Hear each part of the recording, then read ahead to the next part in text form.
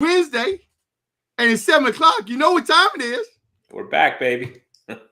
We chasing gazillions ain't the same as making millions. It is down in Deerfield Beach where the old people live. Wednesdays with Fernando and Anthony back here, season 2. We think it's episode 16. We're not quite sure. Is it 16? Things are getting a little cloudy, but it's fine. Things are getting cloudy here. Things are a little cloudy. But we have a wonderful show for you all today.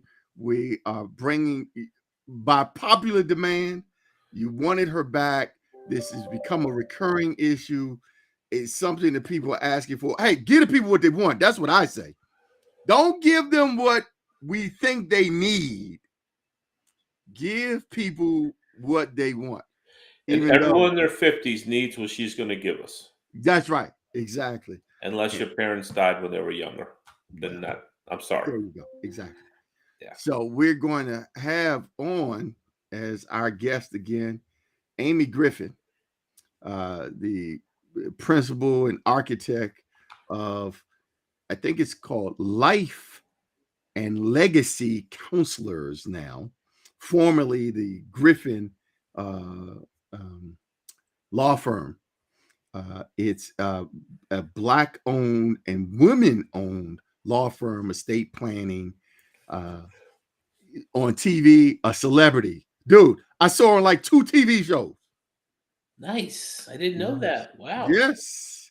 That's how we rolling now, right? The celebrities coming on to our show. Including us, celebrities. Are we famous? Oh, in my head, I'm very famous in here. In between the ears. I just won that golf championship, by the way. I don't know if I told you recently.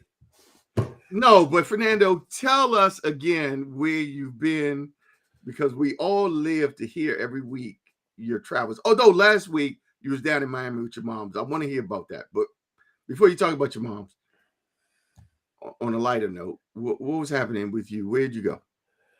Casa de Campo, Dominican Republic. It's beautiful. To the DR. Highly recommend it. Okay. A 26-year golf trip, buddies trip. Okay. And my 3rd championship. I've had 5 second places. I've choked a lot. Recently, I've been in the final group the last 3 years in a row. Okay. And finally closed the door this year. This is in golf you're talking about. Yes, we played 72 holes, not 1 hole. 72 holes of golf. A tournament. 20 guys. Prize money. Everyone throws in a couple $100 into the kitty for the prize money. Right. So nice. It's legit. And you won it this year. Congratulations. I won it this year, yeah. All right. I love it. Won 6. And you got back home, because I hear a lot of people go to the DR, they don't get back. It's lovely there. You can stay there. It's not expensive either. It's pretty cheap. Where we stay is expensive because it's the highest resort in the whole island. Oh, okay. Where's that? In La Romana, on the southern point.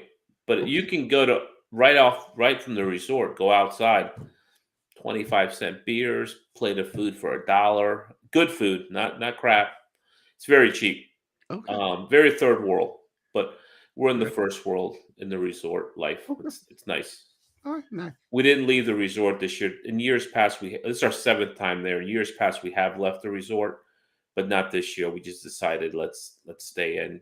We're getting kind of old, and everyone is exhausted at the end of the night.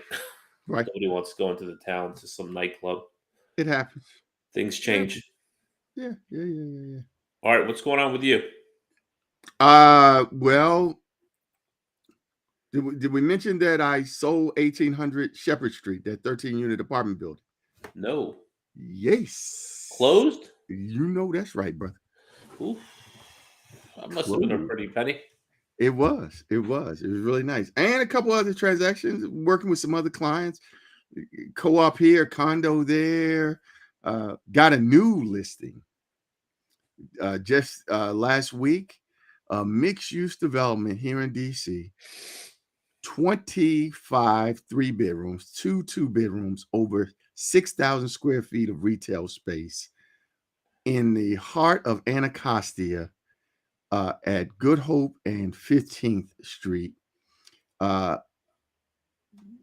Asking price $12 million. Fully finished, delivered, finished. Price of poker has gone up in Anacostia. Wow. Well, that's a lot of units, man. 25 3-bedroom, and they are nicely done. Got It's two a lot of money too. got 2 penthouse units. Man, it is worth the tour. Oh, the penthouse looking back toward the Capitol kind of You deal? know that's right, man. Beautiful views. This is 1916 15th Street Southeast. Right, it's oh man, it On is. the river? You can see the river. Of course. From Anacostia, you can see the river everywhere. That's right. Yeah. But all of the development and all this property is right in the middle of the path of development, right up the street from DHCD. All those new things going on at the 11th Street Bridge. It is a beautiful. The developer here has put a lot of time and attention into this property. It's great for affordable housing. This is one that's not going to last. I'm already getting inquiries. And it's done already? Finished? Finishing. He's just putting the finishing touches on it. Yes. And then he's selling it. And he's selling it. And he But hired it's you good. to sell it. Huh? Wow. That's strong. He hired you to sell it. So this is a brand new Yes. project. Yes. Wow. That is an interesting niche that a lot of realtors don't get into. Typically, they like to do those in-house. Mhm. Developer investors, they try to keep those deals in-house. I'm glad they hire a professional to handle Yeah. the professional business that we do. That's right. Not Exactly. do it themselves where they screw up every way along the way. I'm glad they had seriously, that's a big deal. Yeah. That's a And very specific and we niche here at the deal. Anthony Bowling Group are excited to have won this assignment. Yeah, that's really exciting. It's gonna be a healthy commission as well. Well, got to close it. I mean, We gotta get some food. It's your time to treat. I'm hungry. We gotta get some food. I want a little brunch. Feeling a little brunch. well, if you stay in the country, brother, I'll feed you. For brunch, I'll stay in the city. Okay. There you go. All right. Hey, and you know what? Is it next week? I think I'm not going to be here next week. I serve on the DC Appraisal Commission board, Yes. and they're going to be having their annual ARO conference, and I am going. Where are you going? Virginia? I'm going to Savannah, Georgia. Ooh, that's a nice city. That's a lot of fun. You can get Is some it? trouble there, by the way. You can get in some real trouble there. I'm thinking about taking my clubs. I'm thinking, or at least take a club. Well, Hilton Head's like half hour away. Oh, is it? Oh, it is. Yeah, but I'm be working. It's a conference. I mean, I'm not going to be. I'm gonna be working. Maybe you can play one hole because you're busy. That's right. That's right. I can get one hole. One hole's good Look, for you. Yeah. So I'm excited about that. That's next week. So you won't. You be know here. what? You know who else is traveling? Who? Saturday, Eliza, my daughter. She works for the CDC with indigenous people for the Indian Bureau of Indian Affairs. I didn't know that. It's exciting. You didn't know that? It's a neat Yeah. job. They send her somewhere every other month. You know where she's going Saturday? Let me think. Miami, Florida. Alaska. Wow. Right. The last frontier. Alaska. She just came back from Seattle, Washington. And now they send her to Alaska. It's still snowing there, though, by the way. It's cold still there. It's cold. Okay, look, we're coming up on top of the 10 minutes here. We got to bring in our guests. All right. You ready? Always in a hurry to shush off with the good stuff. Let's go. No. Let's But get sometimes when you get, some of these guests, they I get the talking. I know. And then they, I don't know if we lose them or not. I mean, I don't want to forget about it. We have yet to have a bad guest, so I don't think so. No, we never have a bad guest. No. Quality. Hold on. Before I bring on, let's see who's in the chat. You know who it is. Do I know who it is? The pride of the Commonwealth. The Damn wahoos. the Virginia bushcraft is here. Yup. I saw that in a unit on how. Oh, yeah, that's right. I got another listing. That's right. I'm working. I'm up in Baltimore.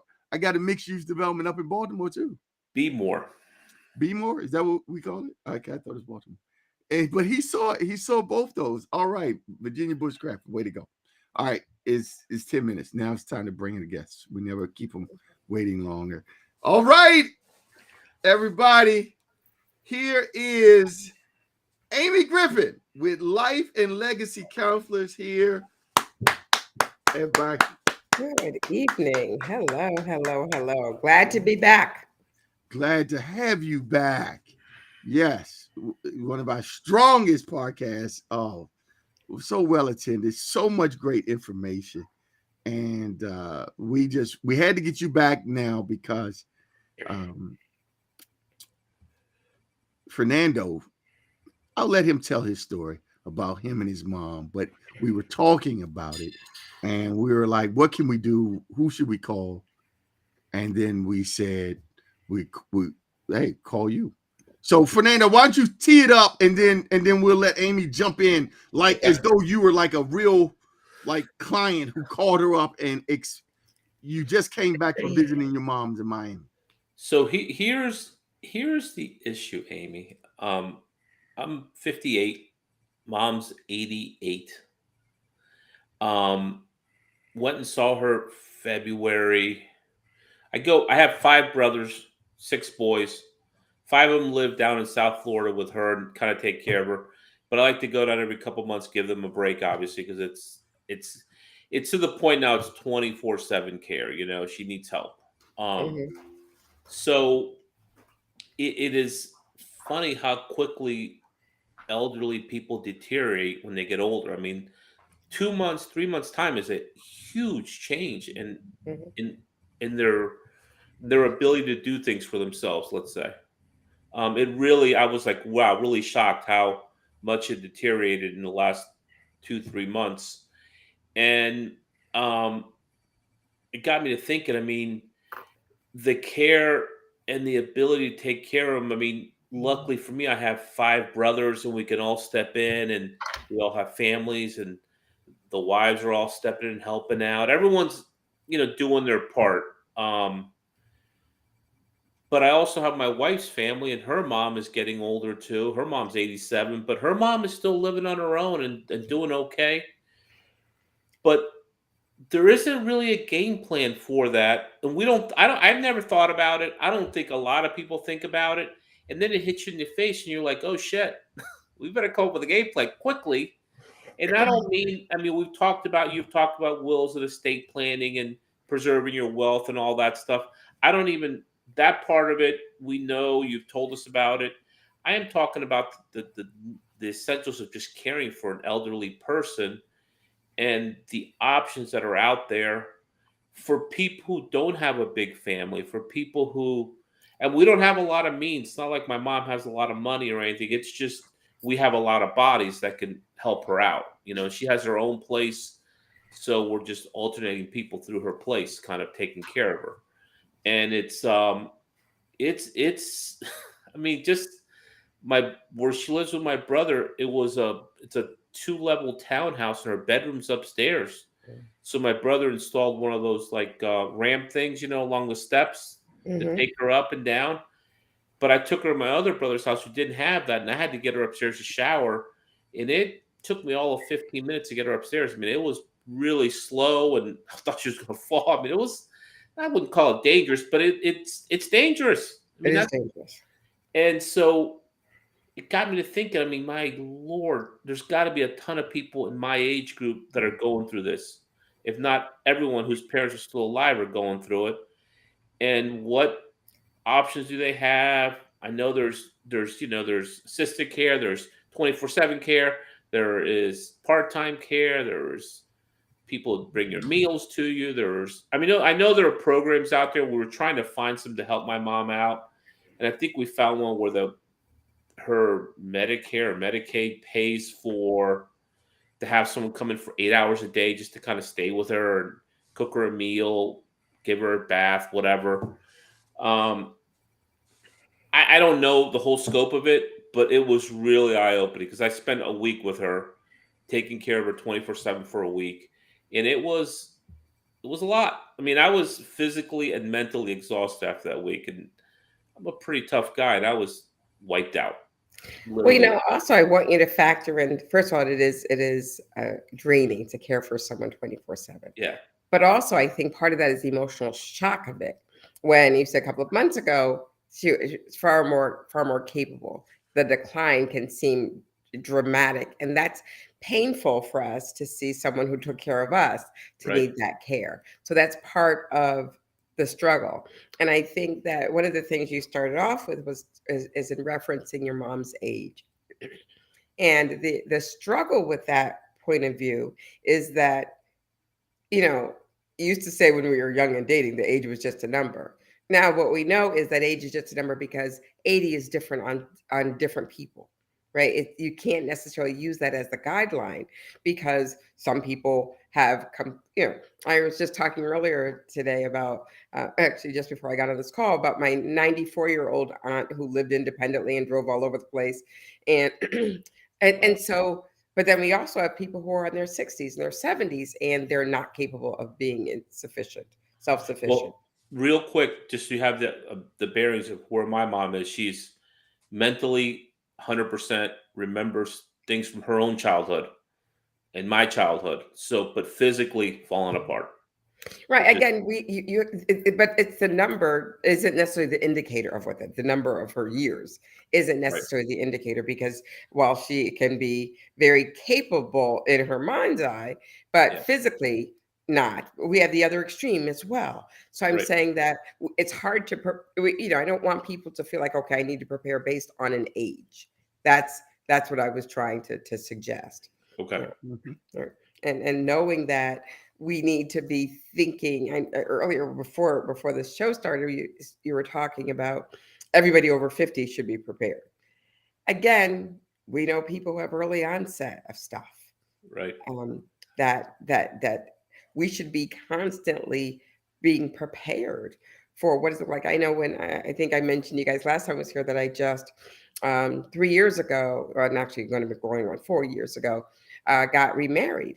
And when we were deciding where to live between my house and his house, we were thoughtful about the fact that his house is an easier house to age in place.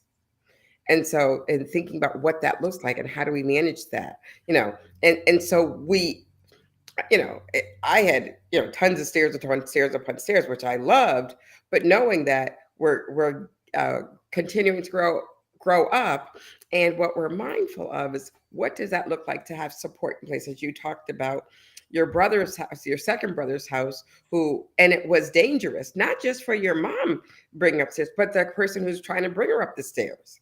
Oh, no, no, if she tilts back, I'm going down with her. Yeah, there's no doubt.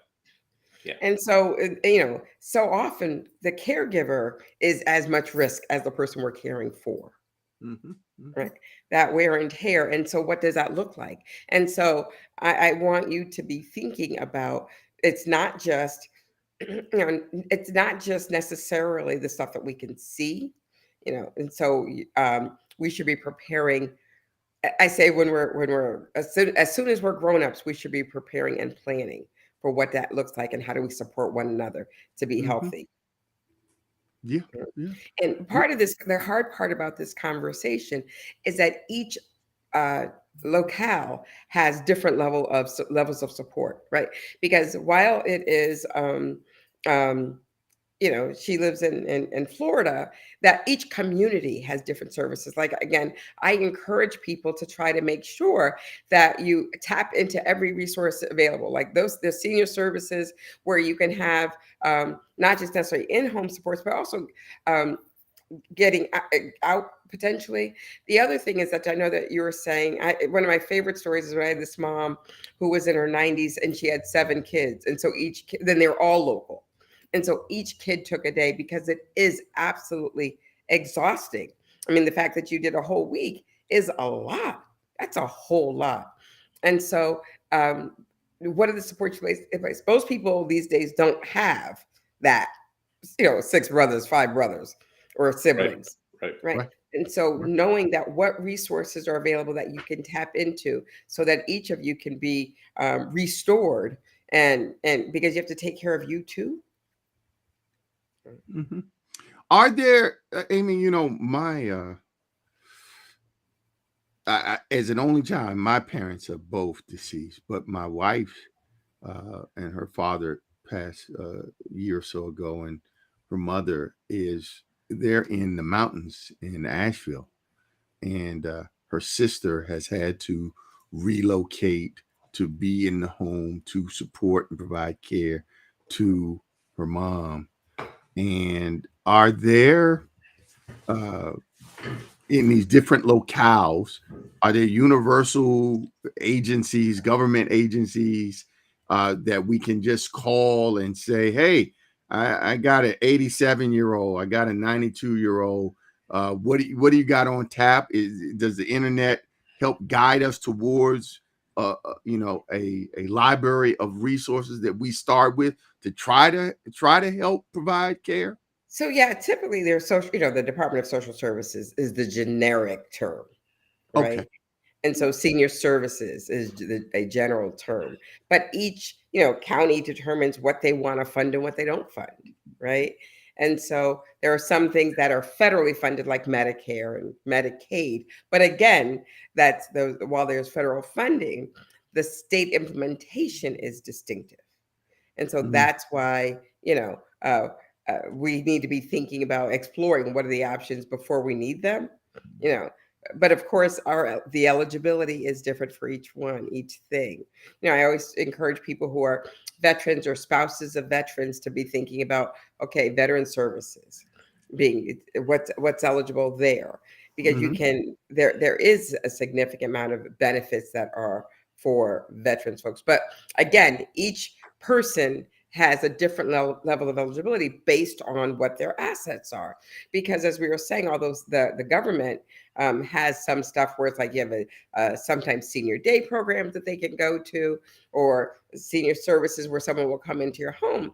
But the question of eligibility is real. Right. Mhm. And so, knowing what that is, typically, I always encourage people to be thinking about one of which I want to protect your assets in so doing, but knowing what it costs. Because I know when we talk, I talk to many people about sort of Medicaid, and then they can have people come into the house. And will the state look for a recovery, which meaning the repayment for any of the services that were provided for them? Mhm. So You all of were on the those. show before, Amy. We talked about some of the tools, with the estate, a will, and speaking for the person when they're gone. Do you have other tools that we should be aware of and mindful of before the very end that Well, we that we yeah. let me start with the fact that these are tools that we should have at 18, right? Because when we don't want to wait till the very end, because we don't know when the very end is going to be, No, right? we don't. No, we do not. We don't get it. We don't get it a schedule that says, okay, at this point you're going to lose capacity. At this point you're going to need 24-hour care. You don't know that, so you need to position your stuff so that one, you have the help when you need it. Because is it that Fernando's able to speak for his mom or manage assets or his mom, or even talk on behalf of your mom? You're not supposed to even open somebody else's mail, right? Legally, you can't open somebody else's mail, let alone to have someone talk about the care needs, right? You can't do that without a power of attorney. And so often we think, okay, that is just legacy, but it's also planning for our inability to speak for ourselves. So I encourage people to make sure that they have those things in place right away, because we don't know when we're going to need it. And also it's like, so that's one of the things that Fernando could be exploring, because he's not close to his mom, but he could have, if he has the power of attorney, he can act on behalf of her to do the exploration. And because he doesn't necessarily need to be there, he could be finding those resources by with the use of a power of attorney. Now, mind Mm. you, his mom is completely, has great cognition. However, that doesn't mean it still gives him the authority to speak for her. He needs legal documentation to say that he can speak on her behalf. Okay. Okay. So there's a tool. Do you or any of your siblings, Fernando, have a power of attorney? We have a power. My wife's got a power of attorney for her mother in Pennsylvania because she lives there and we're here, and to do anything because we're not local is a little tougher. But with my mom, my older brother has a power of attorney Nice. to handle and help her out. So There's one. that's been taken care of. Okay. One thing I will tell you, Amy, after the last show, my wife said I need to get a will, so I have made a promise myself that I will call you before the year's out and get a will done. Baby steps for me, Amy. Let's not talk about the other. You know what? Wait, when was the last time I was on the show, Anthony? Last December, I year. think. December last year, November. Right, it was last year. Oh, so it's just that. But it's interesting. The thing is, we are, and Fernando, when we have this chat, it's about we're so mindful of everybody else around us, but then the reality is we need to get ourselves straight too, Right? No. Oh, because that creates a burden for somebody else, right? I That's a gotta whole take mess. care of me, Amy. It is hard. Nancy hard taught to- me that. You gotta take care of me. He's a singleton. He's only one kid. He's no brothers or sisters. I had 5 brothers and sisters. Brothers. 3 of them beat me up on the daily. Anthony didn't have to deal with that. People do what they can do, man. And those who get beat because they can be beaten. I'm not really sure I've ever heard that approach, but Yes. I know. Jeez. It trickled down, Anthony. I had 2 younger brothers, all right? Well, there you go. Yeah. Okay, so power of attorney is certainly something you could put in place now. Starting at 18, people should have that kind of tool. I mean, I guess, as we think about, again, I always say 18 because when our kids go to college or they need us to be able to support them because we don't have legal authority to support our kids either. What do you mean? Because that dude who's been his away, I feel supported. I feel he is well supported. But you know what though? So let me tell you, for example, when let's say your child had an apartment, he does the land. If you're not on the lease, you have no legal authority to speak to his utility company. I'm on the lease. I'm on my son's lease. Yeah, I'm on the lease. Okay. Then the other piece is when my daughter was in college, she was in a car accident. Oh boy. Okay. And so I didn't have legal authority to even speak to her doctors. Right? I think my son signed something off when he went to school. That's a FERPA typically. That was it, right? That's the form. A FERPA, and that's just for the school. Yeah. Right. So again, when my daughter she lived in an apartment and was in a hospital that was not connected to the school. Right. Yeah. Yeah, that's the rule here. You sign that form. I had one daughter who didn't want to sign the form. I'm like, well, you're signing the form. Otherwise, I remember saying to my kids, you don't have to sign it, but I don't have to sign a check either. Right. I love that. Parenting skills. Okay. But but again, and think about also, I guess part of the other thing is thinking about preparing your parents or the assets that in position to make them eligible for any of the benefits that exist, right? How do you want to position those assets accordingly? And that's you mentioned about perhaps someone looking back for reimbursement of services rendered. What kind of tools could we use, say, with real estate today to put it somewhere, and what kind of look back period would potentially someone be facing from the government or anyone else for that matter, a service provider looking back? Like a living trust, I guess, type deal. So right, an irrevocable trust is makes it not accountable asset, right? If it's in an irrevocable trust. The other thing is it's typically a 5-year look back period. And so there are times when they'll say to you, we need to spend down, that in order to be eligible, you have to have only have a certain amount of assets. And so you have to spend it down. And there are ways in which you can spend it down that don't count against you. You can't just like write your kid a check and say, okay, I've spent down now. There are specific things that you can spend it for, and being very thoughtful about how do we do that so that increases eligibility, because my asset limit has been diminished, but I am now, but you're not like wasting money or just, giving it away. But things like doing repairs on your house, paying the mortgage on the house, and that reduces your asset level. And it depends on, there sometimes we'll buy like an annuity, so that asset becomes income for your spouse, and so that doesn't count. I mean, that's a way to spend down and sort of still protect the assets. Mm. And there's also, I know that Fernando was saying that his siblings were paying, so that taking care of his mom. And so there are times when we come up with caregivers payments, and we don't necessarily want the money from your mom. You don't necessarily want it, but that's a way to reposition it. So again, making her eligible. I've talked to people about the houses and doing something with the house, because when I recently have a listing now where the mom, her life circumstances changes. She moved from her home in with her son, and now from her son to a facility, a residence for more care. And now we're going to sell the mother's property. And I think there's been some discussions about the facility saying, hey, and we want those proceeds. The family intends to use the proceeds from the sale of the property for the care of the mother. But oftentimes I hear people saying they don't want to use those proceeds from the sale of properties. And then someone says, well, we can look back on a sale going back 5 years. So are you saying we need to be planning to do disposition so we should be protecting our assets? Out?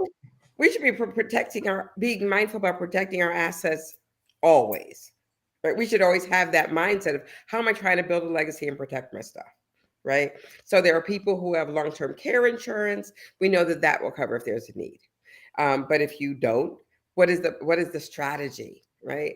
And then especially as our parents get older or our loved ones get older, building the safeguard. You can do that without having, any way to disrespect them or, take anything away from them, just by positioning your assets accordingly.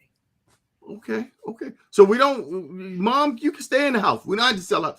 Okay. What do you think about reverse mortgages then as a tool of protecting an asset? Is it protecting the asset? It's not protecting the asset. I'm not a fan of them. Right. It's like you're losing that house to the family. For the family. I'm not a fan of those. One of those things, like, get a home equity line of credit instead. Right. Well, okay. If that's not rhetorical, my experience has been, because Fernando and his 5 brothers have their lives and all, and what they don't have amongst them is the additional income needed to cover another expense, like a equity line in a mortgage, another mortgage payment. They all got 6 mortgage payments. They do. They absolutely do. However, I would suggest to you that they'd rather pay a 1/6 of one than lose the whole house. Okay. Well, you know what? I'm glad you both are seemingly on a different side of this issue than me here. So I'll share with you what I see. Are you a reverse mortgage guy, Anthony? You believe in it? I'm a believer in it. Yes. Because I've seen too many properties lost where heirs were indecisive about who is responsible to care for, take care of, pay for, whatever it was. It involved money that no one was willing to put up, and the property was lost. And I'm saying, hey, I tell these clients who own their home, hey, your kid's gonna be okay, but you shouldn't be here eating cat food. You take this money and live. You want to stay here in your home? Fine. And when you're done living, let them worry about refinancing or selling or whatever. It's your house. They got theirs. See, I hear you, and it is the times when I support a reverse mortgage is when it is a person who has no kids, right? Um, when it's when, and then I want them to live their best life, right? Um, but more often than not, people. I mean, people can rally. Their kids can rally together, but it's part of having this conversation before it's a crisis. Is number one, right? And so having that strategy in place, so it's not like, okay, first of all, let me just also say that if it's ever at a place where they're eating cat food, it's a whole different conversation. Anyhow, there's not a support system, right? Because if my mother was ever going to eat cat food, that's a whole different thing, right? Right. But if you have a circumstance and a situation where you have children who are supporting their parents and understand want their parents to have a good life, number one, and number two, they want to make sure that the legacy, they're a part of creating and building a legacy, right? Because there are strategies and ways to avoid it, right? Because what we know is a reverse mortgage increases the probability that all of the house is going to be lost. And what we know in this world is you're not making any more land, right? And land will appreciate, money's going to evaporate. So if we want a strategy to build legacy, we got to be thoughtful about doing it. Reverse mortgage is just saying, okay, yes, we know we're not going to have the house anymore.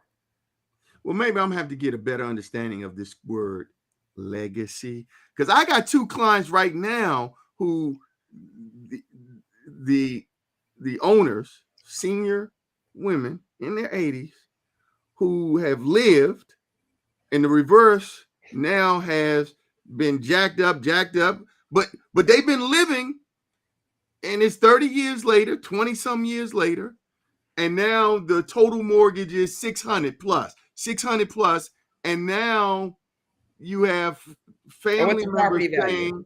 saying, family members saying, I want to keep mama's house. Okay, but you got a house.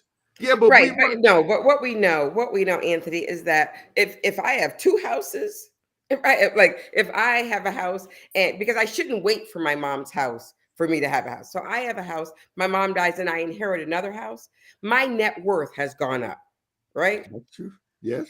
Right. And so that's what legacy is about, not just staying the same, but how do we build for the next generation? Okay.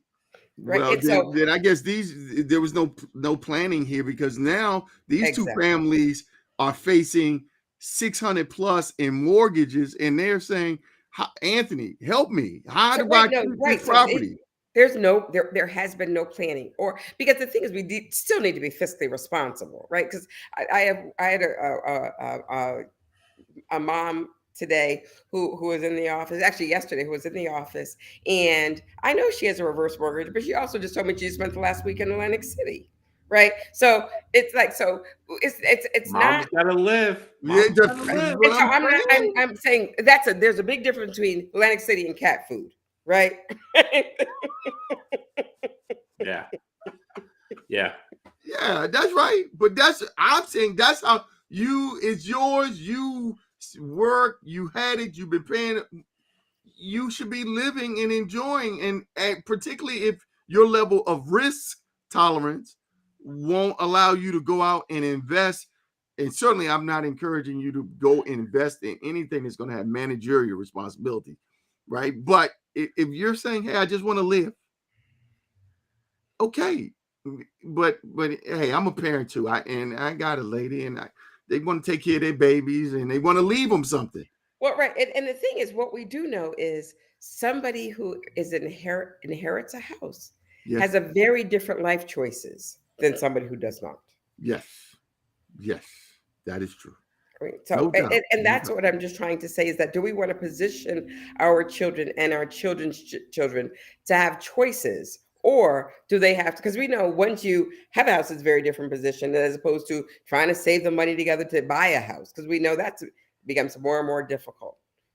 That's right. That's true. Okay. So you got a solution for me on refinancing this 600 plus mortgage on the reverse?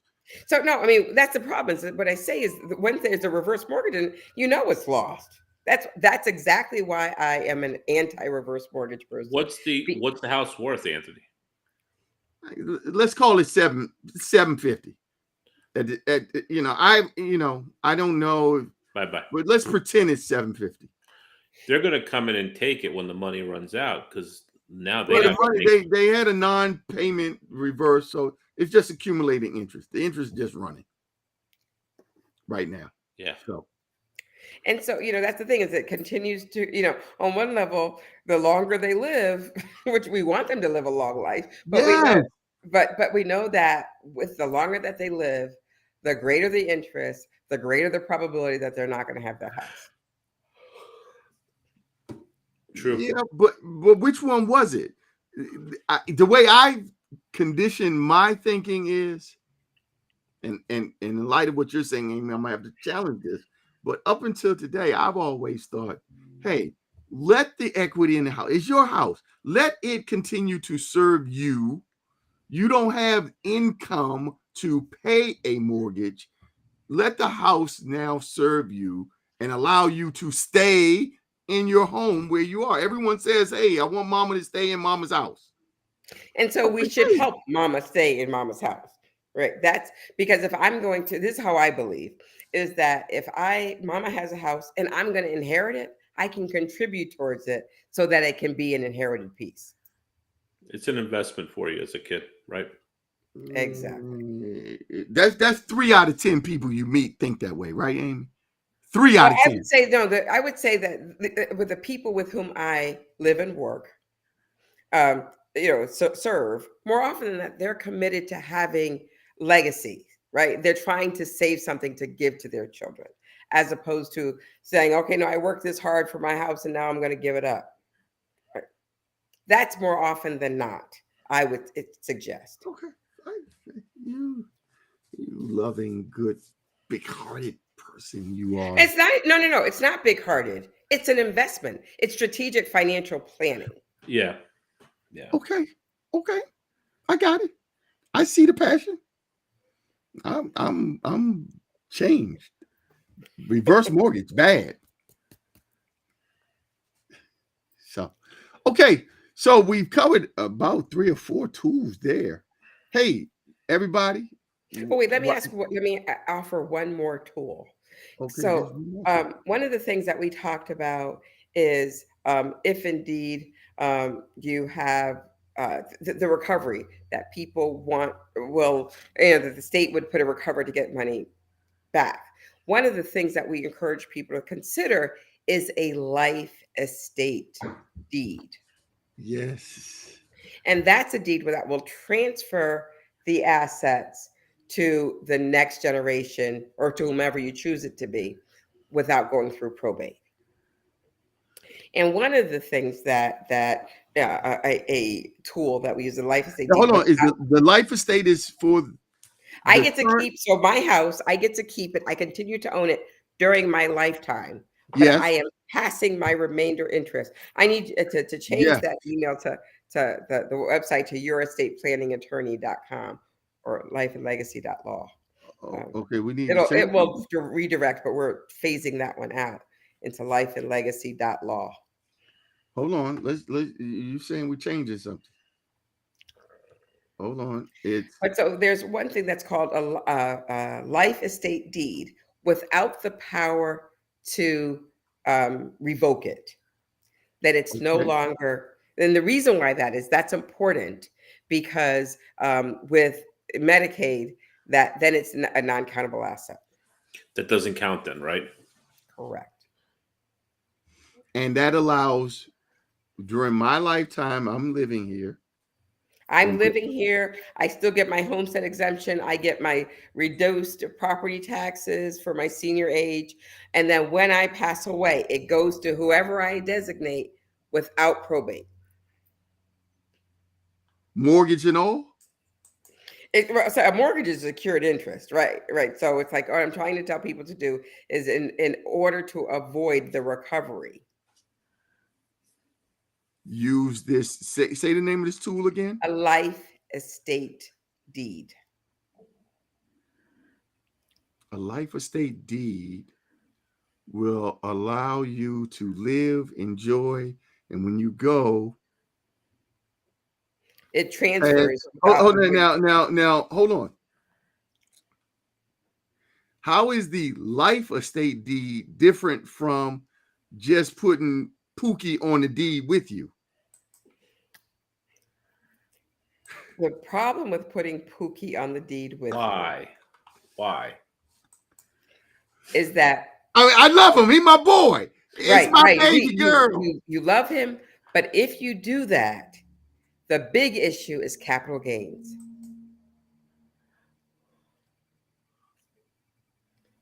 Why? By putting him on there, that's a If you transfer of put your interest. king, if you put him on the deed with you during Now, your lifetime, that's right. That's a transfer. if you put him on with you, there's two things. There are two different ways we're looking at this. If you put him on while I'm alive and we're joint owners, With sibling family members. irrespective, we're on together, That's right. then it's he gets my tax basis in the property. As opposed to if I transfer it upon death or a life estate deed, Then I'm he gonna gets get a a new step basis. up in tax basis. That's right. I'm gonna get a step up. Okay. Right. And so the Okay. difference in what you bought for and what you sell it for is capital gains. And that is taxable. So putting him on the deed while you're still here to avoid probate is bad financially. Correct. Ah, That's a nice right. little nugget there, Anthony. That's a good nugget right there. Because people are trying. I don't know why everybody's trying to avoid probate anyway. I don't fight with the estate people. No, you know why you avoid probate? Let me tell you why. There's like 100 reasons why they want to Okay. avoid probate. But I don't here's know the why. easiest one. Here's the easiest one to remember. When you have to go through probate, and let's say the only thing I have is a house. Yes. The first thing that they do is put a notice in the paper that says creditors come first. Yes. And if I only have a house, and let's say I was in the hospital for a week, Yes. in order to pay that hospital bill, we're going to Yes. get the money. Got to sell the house. Pookie's No. not going to get it. I can tell you that. Pookie's out. No. Creditors in, Pookie No, out. you're gonna give you if you only have a house in DC, you're gonna pay that $25 to open up the You pay to open the estate. You That's have right. to satisfy the claims. Pookie's out. DC puts a notice in 2 papers for 3 consecutive weeks to say Amy died. Does she owe you any money? You have the time period. You have to satisfy those claims. This is such a good guest. No, so important. Okay, I would just hey. I'm not representing anybody here, so these are just the opinions of Anthony Bowling, not those of Here we go. Disclaimer or anyone else on this show. But I'm gonna let you know, no, you don't have to pay those claims. And dude, because here is why you first of all. Here's why you want to open up and go to probate, in my experience, is because when mama's gone, we need somebody who can speak for mama if she did a will or didn't, so that the property can be properly transferred to an estate deed so that somebody now is in charge of running and doing something with this property, whether it's selling it. Of course, I always want to sell it. I'm an agent. But even if you're not selling it, you want the proper person in charge of this asset. And all those other creditors who got notice that mama had a Macy's card and this, that, and the other. Hey, no, because Macy's is not going to put a lien on this house. So let me just tell you, I mean, maybe it's my job that I get confused because American Express sends those checks out, those notices. They pay people to say, yes, there is a notice. All of those creditors do come forward. And the personal representative has a legal responsibility to say that they have satisfied the claims or they cannot close the estate. She's right. You're not going to sell his house to satisfy no Pookie's out. Pookie's out. Sorry, Anthony. It's maybe that's not the job that I've been doing. I mean, maybe that's not the law that I've had to comply with. I'm just saying, because the court will indeed in DC, Maryland, in Massachusetts, if you don't satisfy the claims, especially Maryland, they will not let you move forward. Fine, but not moving forward is not going to stop you from. You don't have to sell the. You have to pay, if you You have to satisfy these claims. You don't have to sell the house, but you got to pay those bills. Okay. So that's why I said, if there's not money to pay the bills, how you gonna pay them? They're going to force You have to sell the house, but you have to find a way to pay those bills. Don't they force you to sell the house at that point? Not force. They don't force you to sell the house. They force you to pay the bills. If you have money, yes. Okay.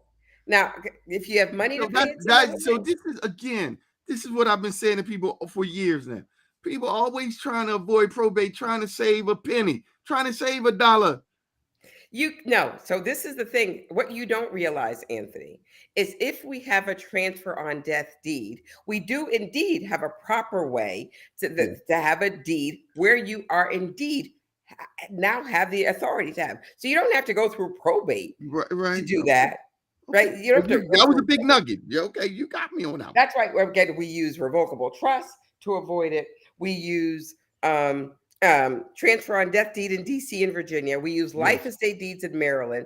All of those things that we use because we believe we want to preserve the house. There you go. Everybody, this is Amy Griffin. And you can see, brother can't run over her, talk over her. No.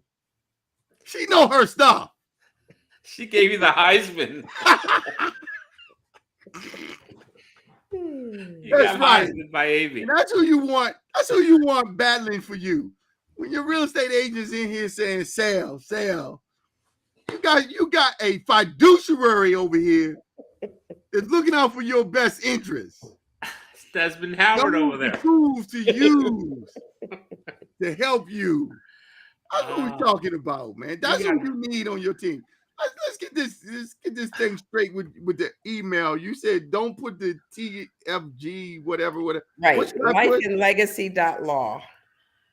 Okay. Or yourestateplanningattorney.com. Hold on, I'm gonna go www.lifeandlegacylaw.law. And then I'm gonna go, what else? Yourestateplanningattorney.com. Your estate planning attorney with an E, attorney. Is it with an E? Y? Just a Y. Yes, EY. EY.com. Okay, let's see how that looks. How'd that show up now? Much better. Much better. All right. That's Amy Griffin, everybody, with Life and Legacy Counselors. They have multiple offices here in the DMV. About 5. It feels like about 5 offices. We serve DC, Maryland, Virginia, New Jersey, Pennsylvania, Massachusetts. Look at that. 6 offices. Well, again, we don't have to now because we've learned how to be virtual everywhere, many places. So that makes it even easier.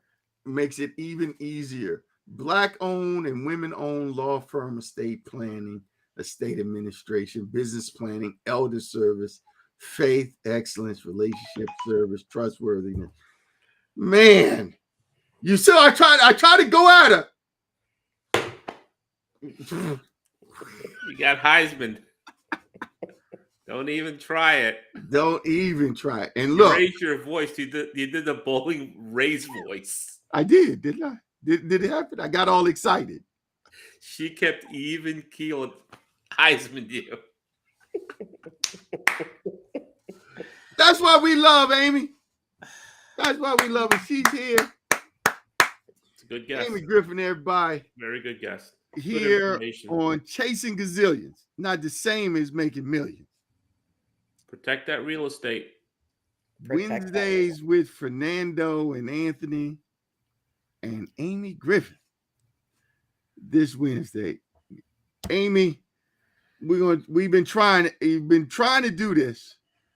This is our second season to try to give our guests the last word. No.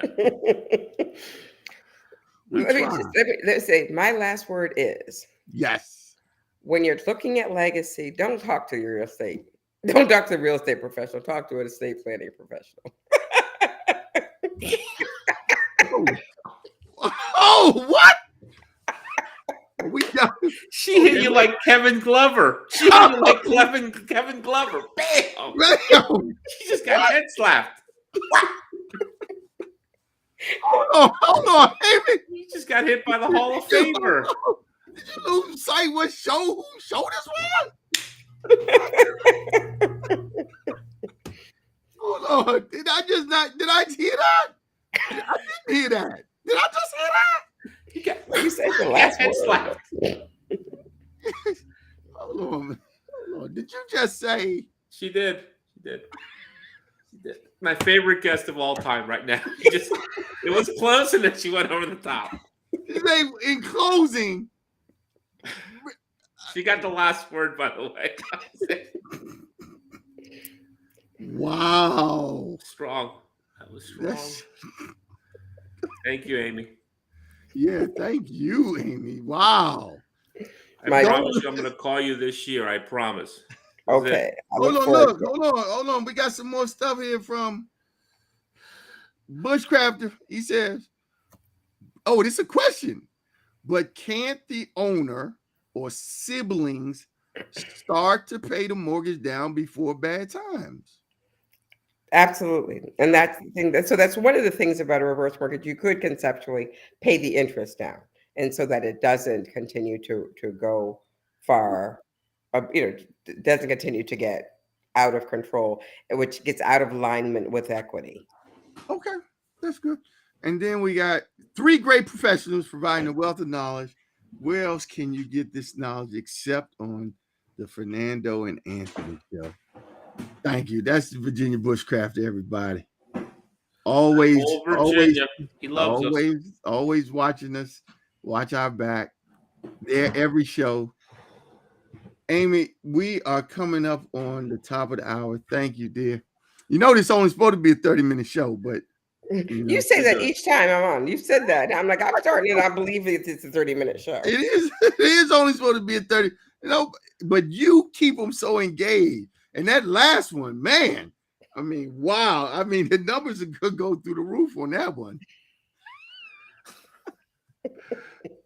We've enjoyed you. Thank you. You have given us some great information here. Our audience is going to love it. They need it. You know what I didn't have on here, though? That was the websites and all. I did notice you all not using telephone numbers no more. You want people to go on your website? At the top of the screen on our website. Oh, at the top of the screen on your website. Okay, but you have a very informative website. It's very dynamic. Except for the phone number, right? Huh? Except for the phone number. I didn't see the phone number, but I know it's a very dynamic website. It's click. I was able to move around, get information, sign up. I love that. Whole, you got to go to a website for that. She's like, existing customers, you go to this portal. New customers, go to this portal. It's like, go update your plan, or if you're new, go here. I mean, it's wow. Yeah. You just got to admire that. All right, let's let her go, Anthony. You'll keep rambling for the next 10 minutes. Let's just let her go. All right. Amy, thank you, dear. Thank you, Amy. It was great seeing you again. All the best. Amy Griffin, everybody. Okay. That's right. All right. Bye. Wow. I know, man. You got Heisman, then you got Kevin Glover head slapped. Did she say? She did. Did the babe say? You don't have to repeat it. Don't repeat it. It's embarrassing. It's a little embarrassing. It's embarrassing. She hit you like Glover did in '84. Whap! You didn't know what's going on here. Right in the ear hole. You were confused. I was confused. Holy shit! Wow. Strong. And well, that is strong. That's somebody that believes in what they do, and Yes. yes, they're gonna fight for you. Talking about Strong opinions because it's based on fact. It is. Nothing wrong with that. And I'm comfortable with that. I mean, hey, I'm gonna stay in my lane. I'm always referring people to her. You try to get out of your lane, she puts you right back in your lane with the Heisman and then the head slap. Wow, that was like, man. All right, then. We had a good time. Hey, man, it's a good we show. 1 minute over. I'm gonna see you next week. I don't know if it's next week. The show is half hour to 40 minutes. We're like 20 minutes over. What are you talking about? Man. It was good though. I mean, she was going. You're right. All right, man. Hey, I'm glad you're back. Hey, man, I wish the best for you and your mom. Hope your mom's get better. Hey, man, get in there with Amy and get your will done, because she talking about dude like you might keel over or whatever. Well, don't do that. You got yours done? Yeah, well, yeah. We got a will. I actually, after seeing my mom, I thought, my God, it deteriorated so fast. Right. I need to get my shit done too. Yeah, right. Yeah. I like that living a state will. Right. Where there's no probate, everything just transfers over to the kids. I got to get my head around avoiding the probate thing, but okay. Well, living estate does avoid probate. I know it avoids it. Living estate deed avoids everything. That's what she said. Well, what's wrong with it? What's wrong with you? Okay, I don't want to get slapped again. I already told you.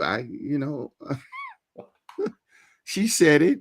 You're an attorney though too, but you're not an estate attorney. But I am an attorney, but I'm not your attorney. I'm your real estate professional here at the Anthony Bowling Group, where our leverage relationships, like Amy Griffin, will save you time, make you money, and help you avoid probate. Yes. Yeah. And if you have a problem or a question, don't call me. Call Amy. That's right. Because clearly she knows about wills, trusts, estates, probate, deeds. If you're still alive, though, and you want to sell your real estate, call us. Hey, no! Can we get back to our show? I don't like to do the law. I don't practice law. I'm a realtor. I don't practice law. That's right. Can we get back to, if you are looking to buy, sell, or lease real estate, you might want to call Fernando and Anthony. How about that? Yeah. If you have a law question, call Amy. Yeah, call Amy. She recommends it. And if you unfortunately have a real estate professional who's trying to talk like they're an attorney, then call Amy. She'll get them straight. She'll strike a pose. Desmond Howard. She's Desmond Howard. All right, man. I'm gonna go, man. See ya. How about brunch? Okay, come on. Let's do brunch, man. Sunday? Right. Sunday? How does your Sunday look this Sunday? Yeah, my Sunday's good for you, man. Where we gonna go? Ted's again? I liked Arlington. I thought that was kind of nice. Yeah, I know you like Arlington. Had a good buzz to it, don't you think? It was all right. No, you. Hey, you know what? Hey, I found a place. You got a place. I did. Paying, so wherever you want to go. Okay, it was up in Baltimore because, like I said, I got business I was up in Baltimore. It's a place called Johnny's in Baltimore. It's in some neighborhood called Roland Park or Upland or something. Yep, I know. Supposedly that they just like in the last 2 or 3 years got rid of all their racial covenants and black people can come up there now. Oh, you're good. Yeah, exactly. What about Hispanics? Are we good? I don't know. Hispanics. But I heard that the last racial covenant that for allowing black people to come up, I don't know if we can buy up there, but I did see a couple of us working at Johnny's, so they let us work there now, and we ate. It was nice. It was Johnny. It was good. I'm looking at it now. It looks really good. Oh yeah.